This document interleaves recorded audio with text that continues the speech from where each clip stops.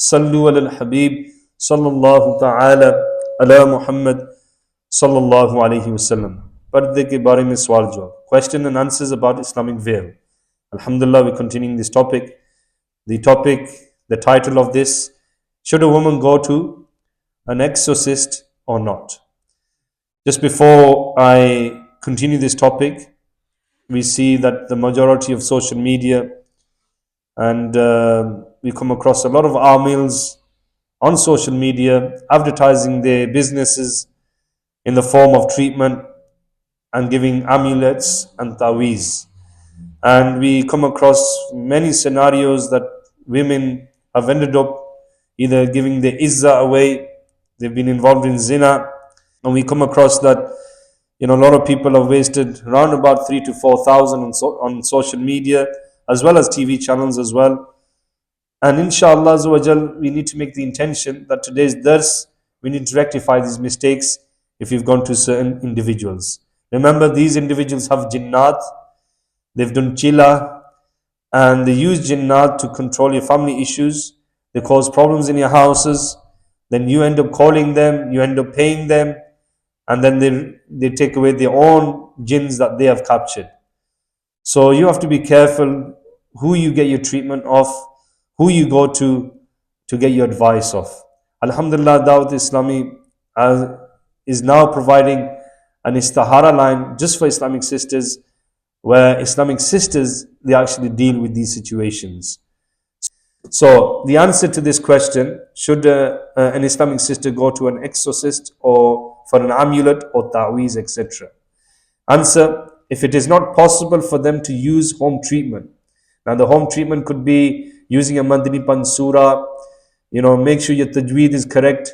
Sometimes the treatment that we do is not effective because we've not learned tajweed correctly and we're mispronouncing words, and it's important that we book an online class or engage in Madrasatul Balighan classes to rectify our tajweed. And inshallah, there's many treatments that you can get from the Madani Pansura. For example, if you read 4 Nafal Salatul Hajat, and the tariqah is written in there, and they make dua in the court of Allah Azza wa Jal, and give some charity, some sadaqah. Now the sadaqah doesn't need to be a huge sadaqah, it's down to your intention. It could be £1.11, £3.13. This can go as charity. And inshallah you'll see a big difference by doing home treatments as well. Okay, but we don't sometimes have the intention. This is the problem. Whenever we're doing any treatment, we need to make dua. We need to intend what purpose we are doing this for. And inshallah you'll see a big difference. If not possible for them to use home treatment, then they should obtain a Taweez, etc. So via a mahrim male relative. If there are no such male relatives either, then women can visit a female exorcist whilst observing veil completely. If there are no female exorcists, despite visiting one, the problem was not yet resolved, then they can visit an all-pious male exorcist. If this is not possible either, then they can visit any Muslim exorcist, but whenever they exit their homes for a valid Islamic reason, it is important to wear the full veil as described earlier in my previous dars as well, which we mentioned about veiling. How should a female veil herself in front of a non-mahram man? Neither speak informally with the soft and tempting voice, nor be alone with the exorcist. Visiting any Amil who behaves informally with a woman, laughs and jokes with them, or talks to them about his achievements is extremely dangerous. If anyone sees an exorcist who gives special attention to women, phones them personally, or instructs women to meet him alone so that he can treat them carefully, then run away even from the shadows of such an exorcist or Amil, or else one may have to regret throughout the life. Meaning she's going to have to regret in her entire life for what she's done.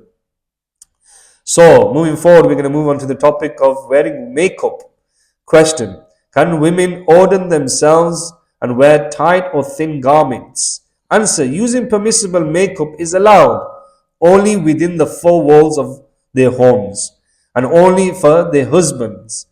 Ma'adallah Azza wa Jal, it is strictly prohibited and a sin for a woman to make themselves attractive for non-mahram men by wearing makeup, fashionable clothes, using such perfumes. Now we come across like very strong perfumes that sisters wear, and even when they walk past, even a distance away, you can smell that perfume coming from them. So, my sisters, be careful of wearing such perfumes. Like I mentioned, wear it for your husband, insha'Allah Azza wa Jal. So, even when exiting home with a valid Islamic reason, such as visiting a mahram relatives, this is common amongst women these days, wearing a thin scarf that reveals the color of their hair, or thin socks that reveal their shins, or tight clothes that reveal the shape of any part of the body, e.g., raised chest in front of non-mahram men, is a haram and leading to the fire of hell.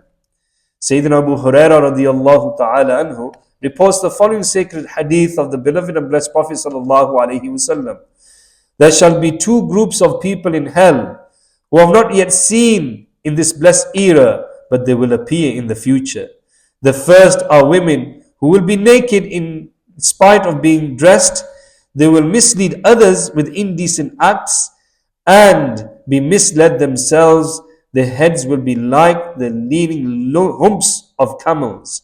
They shall not enter paradise, nor will they smell its fragrance, and its fragrance is smelt from such and such a distance. And this is mentioned in Sahih Muslim. The famous commentator Hakim al-Ummat Mufti Ahmad Yarhan alayhi rahmatul rahman comments on the words naked in spite of being dressed. That is, they will cover parts of their bodies with clothing but leave some parts exposed. Or they will wear thin clothes which will reveal their bodies. Both these sins are being committed today. Or it could mean that they will be covered in Allah's favors but naked, i.e. empty of gratitude, or ordered with jewelry but naked of piety. So we come across some sisters, they're covered with niqab and everything. They're following Islamic lifestyle, but they're gazing. They're looking at non-mahram men. And same for men as well. They like to gaze as well. So we have to be very careful. And the social media itself is playing a big role in this, where it's trying to corrupt the women by showing expensive clothes, latest designer clothes, thin and tight clothing, tracky bottoms for women, and all these things that reveal the shape of the Islamic sister. And they have to be careful what they buy online. Inshallah, may Allah reward you. So, explaining the like camel humps, which I've just mentioned, he rahmatullahi ta'ala alayh said, this blessed statement has many meanings. A very good explanation is that these women will not lower their heads out of shyness, meaning their haya is gone whilst walking. In fact, they will shamelessly walk with their heads high, looking in all directions, staring at people, just as the highest part of a camel's entire body is its hump. The heads of these women will also remain high.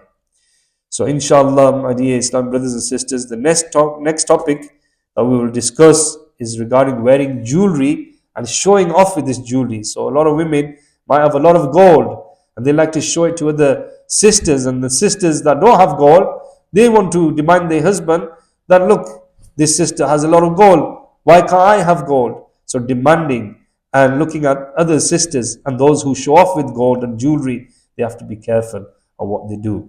So inshallah, that will be the next topic that we'll discuss. May Allah Azza wa Jal accept this short dars. May Allah Azza wa Jal give us true amal of the deen. May Allah Azza wa Jal also give us ability to participate in the weekly sunnah inspiring ijtimaz. For male is Thursday at 8 p.m. For sisters is Sunday 11 a.m. So try to participate. Ameen. Alhamdulillahi Rabbil Alameen. والصلاة والسلام على سيد المرسلين جزا الله عنا محمد ما هو أهله. O Allah Almighty, forgive the mistakes of dars, accept our Salat al-Zuhr, bless the Muqtadis. Ya Rabbil Alameen, bless the Muslim brothers and sisters around the globe who are oppressed, who are involved in zulm. Ya Allah Azza wa Jal, protect them from the enemies of Islam, raise the flag of Islam and disgrace or guide the enemies of Islam. Ya Rabbil Alameen, grant us good health, a long and pious life, and grant us true ishq of Rasulullah, true ishq towards the Ahl Bayt and the martyrs of Karbala. Ya Rabbil Alameen, grant us true love for Hassan and Hussein. Many Islam brothers and sisters and brothers who have requested for du'as and supplication, A brother who just called me, he's had some animals, some three rabbits that have passed away on this very blessed day as well. And his wife was quite emotional and on being unwell. May Allah Azza wa Jalla grant her sabr and grant her shifa. And may Allah grant him peace in their household. And may Allah Azza wa Jalla grant them success. Ya Rabbal Alameen, bless all our families and relatives with true Iman and protection of Iman and death with Iman. Sallallahu ta'ala ala Muhammad sallallahu alayhi wa sallam bi rahmatika ya arhamar